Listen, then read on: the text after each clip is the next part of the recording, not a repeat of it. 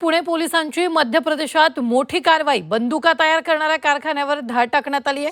बंदूक तयार करणाऱ्या 50 भट्ट्या उद्ध्वस्त करण्यात आल्या.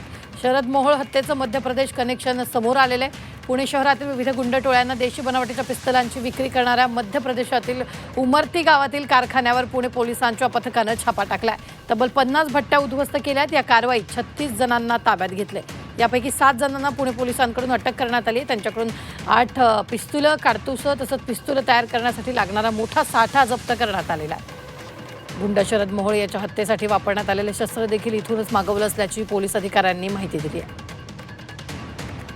सुरुवात याची एका पिस्टलवरून सुरू झाली होती. विमानतळ पोलीस स्टेशनच्या हद्दीमध्ये एक पिस्टल आपण बरामद केलं होतं. त्यातून त्या सप्लायरपर्यंत पोचलो. त्याच्या मागे बॅक ट्रॅकिंग करत आम्ही अनेक सप्लायर्स अरेस्ट केले. त्यातून असं दिसून येत होतं की बेसिकली याचे मॅन्युफॅक्चरर्स ते एका गावातूनच येत आहेत. मॅन्युफॅक्चरिंग एका गावातच आहे.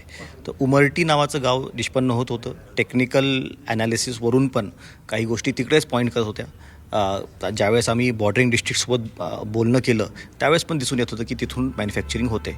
त्या अनुषंगाने मग ही सुरुवात झाली आणि तिथे रेड करण्यात आली.